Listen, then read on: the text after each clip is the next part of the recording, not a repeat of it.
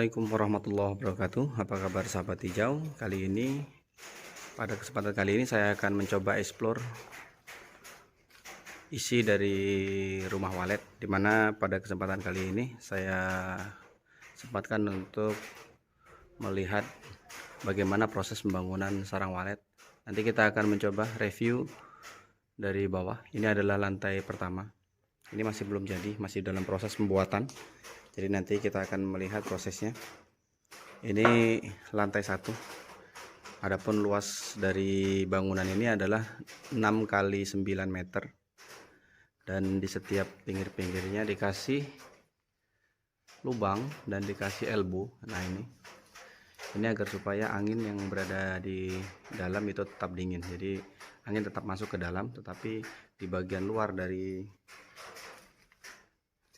pipa ini diberikan penutup agar supaya tidak ada kelelawar ataupun burung gereja yang dia masuk. Ini adalah lantai pertama. Kita akan mencoba keluar ataupun masuk nanti ya, naik ke atas sampai di lantai 4. Itu pintunya hanya 1.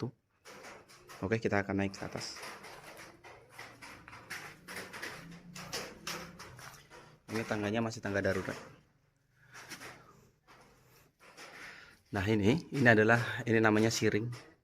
Siring ini nantinya digunakan untuk tempat dari walet tersebut. Jadi di sini nanti akan dikasih lantai, nanti akan kita lihat lantainya seperti apa. Ini adalah siring yang akan dibuat agar supaya nantinya si walet itu berada di sini. Nah, ini sudah jadi seperti ini. Dia berada di sini untuk menghasilkan air liurnya, atau air liurnya walet ini nanti akan bisa digunakan untuk komoditas yang cukup baik untuk impor, untuk ekspor ya, karena dia harganya cukup lumayan. Nah, ini kita sudah naik di lantai 2. Kita lihat itu siringnya belum jadi, yang sebelah sana. Ini masih dalam proses pembuatan ya. Oke, ini kita sudah ada di lantai 2.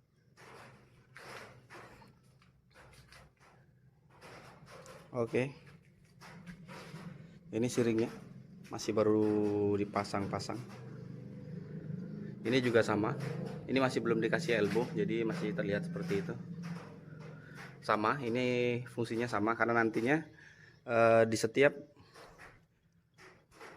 tingkat itu diharapkan walet ini nanti bisa membuat sarang menggunakan air liurnya agar supaya pendapatan dari pengusaha walet ini menjadi lebih banyak. Oke, kita lihat ini nanti belum dibuat ini ya, masih nanti di sini nanti akan ada pintu. Di sini pintu, di atas ini pintu. Oke, kita naik ke atas lantai 3.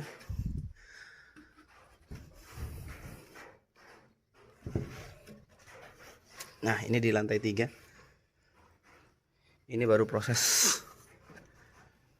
paku tadi. Nah, ini sudah mulai dibuat. Ini sudah lebih gelap daripada yang di bawah tadi, karena di bawah tadi itu masih belum selesai. Nah, yang ini baru mulai dipaku. Nah, kita lihat ini di bagian atas, ini juga sama. Ini, nah itu penutupnya. Itu digunakan agar supaya tidak ada kelelawar ataupun burung kecil yang dia masuk dan nantinya bisa mengganggu walet itu sendiri. Oke, kita lihat semuanya sama. Dari lantai 1, lantai 2, lantai 3, ini sudah lantai 3. Dan di lantai 4, ini sudah jadi. Ini kondisinya sangat pengap. Jumlah oksigen sudah mulai berkurang, jadi agak mengas ini. Kita lihat di sini, ini sirinya sudah jadi. Biasanya kalau kita lihat pengalaman orang, karena ini masih baru, nantinya walet itu akan berada di sini. Nah, ini siringnya, dia sudah jadi. Jadi di bagian atas itu sudah dikasih plastik. Nanti kita akan lihat di lantai 4, karena kita masih berada di lantai 3 ini. Ini baru proses paku ini. Nah, ini sudah dipasang elbownya. Sudah selesai untuk yang sebelah sini, tapi ini belum. Oke, kita akan mencoba melihat, mereview lantai 4 seperti apa.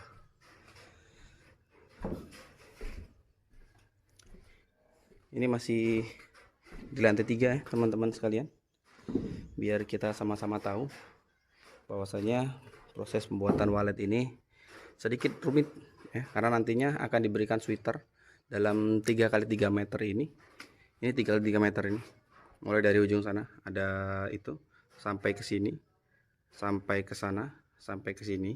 Ini adalah 3 kali 3 meter, dimana nanti di setiap siring ini, di siring-siringnya ini akan diberikan sweater atau speaker suara yang dia berjumlah minimal 8 suara, agar supaya nanti apa, agar supaya si walet itu bisa ataupun mau untuk tinggal di sini dan membuat sarang itu di sini. Oke, kita akan naik lagi ke lantai 4, tempat dimana nanti lubang untuk masuk dari walet itu ada. Oke, ini sudah jadi yang ini. Nah, ini sudah dibuat, dia sudah dikasih plastik. Di sini untuk walet itu dia tidak di dak ya, tidak di dak, tapi dia cuma dikasih siring menggunakan ini, menggunakan kayu, tebalnya ini 3 cm per ini berapa ini, 40 cm lah ini, sekitar ada satu-satu. Nah, itu sampai ke sana, dan di atasnya itu dikasih kayu yang dia tebalnya 2 sampai 3 cm. Dan kayu yang digunakan di sini ataupun papan yang digunakan itu papan, kemarin saya tanya, itu adalah papan sengon ya. Ada sengon warna merah, ada sengon warna putih. Oke, ini adalah bagian atas dari gedung walet ini. Ini lantai 4 yang sudah dipasang plastik hitam. Oke, ini posisi sudah siap yang lantai 4. Jadi lantai 4 ini sudah siap, dan nantinya ini adalah pintu dari masuknya walet itu. Nah, ini. Oke ya. Nah, ini. Jadi tingginya hampir sama dengan pohon kelapa. Ini saya berada di lantai 4 ya, lantai 4. Ini paling atas, karena nanti di atasnya itu sudah plafon, dan di atasnya lagi baru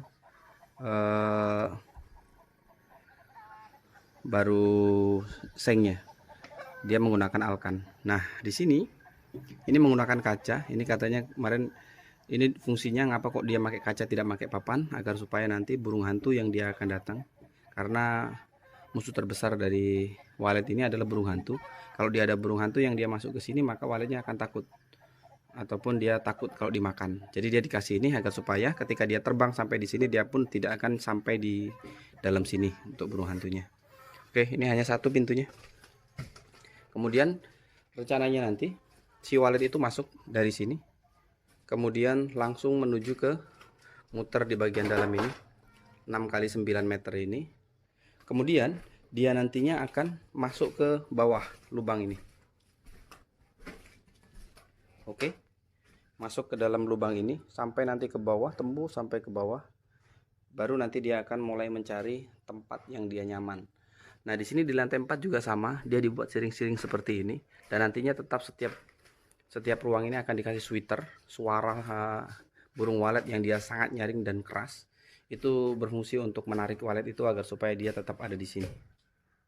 Nah, kemudian di bagian atas ini juga ada. Ini ada pintunya. Nah, itu. Ini di dalamnya juga sama seperti di bawah ini, seperti dalam ini, tapi dia tidak digunakan. Itu ngapa kok demikian tidak digunakan? Karena di bagian atas itu sangat panas karena dia ada sengnya. Kemudian di bagian atas itu digunakan hanya untuk pendingin saja. Ya. Oke. Itulah tadi review saya dari lantai bawah, lantai 1, lantai 2, dan lantai 3, terakhir lantai 4. Kemudian di atasnya juga masih ada di lantai 4, yaitu tempat sirkulasi. Di atasnya ada tempat untuk sirkulasi ya, biar dia tidak langsung keras suara hujan apabila dia terdengar. Makanya dia di lantai ini baru dikasih siring-siring. Tapi biasanya itu kata orang-orang yang sudah berpengalaman, itu di sini biasanya yang pertama kali ditempati oleh walet itu adalah yang lantai 1 tadi. Makanya lantai 1 didesain sedemikian rupa, sama sebenarnya, tapi dia lebih baik lagi. Nanti kalau sudah seperti ini, sudah selesai semuanya, ini prosesnya sudah jadi, nanti akan dikasih parfum. bagian dindingnya ini dikasih parfum seluruhnya. Parfumnya adalah kotoran walet yang dia direndam atau langsung ditempel-tempelkan di dinding, atau direndam dengan air, airnya nanti disemprotkan di sini agar supaya dia baunya tidak sedap, baunya sama seperti kotoran walet. Oke, kita cukupkan sampai di sini teman-teman sekalian. Bisa untuk teman-teman yang ingin mencoba membuat sarang walet, nanti reviewnya kita akan lihat. Ini adalah kita masuk, kita aman karena baunya tidak ada bau karena masih baru. Nanti sekitar nunggu sudah selesai bangunan ini baru nanti dibuat, dikasih parfum dan dikasih suara. Ini belum ada suaranya, nanti suaranya dikasih untuk menarik walet-walet yang berada di sekitar sini, karena di sekitar gedung ini sudah terdapat beberapa gedung walet yang dia sudah dihuni oleh walet-walet tersebut. Oke teman-teman sekalian, demikian review gedung walet yang dapat saya sampaikan pada kesempatan kali ini. Semoga bermanfaat, menginspirasi, karena beberapa orang mengatakan bahwasanya bisnis walet ini sangat menjanjikan karena dia sekali bangun sudah bisa panen berkali-kali, bahkan harganya puluhan juta untuk 1 kilonya.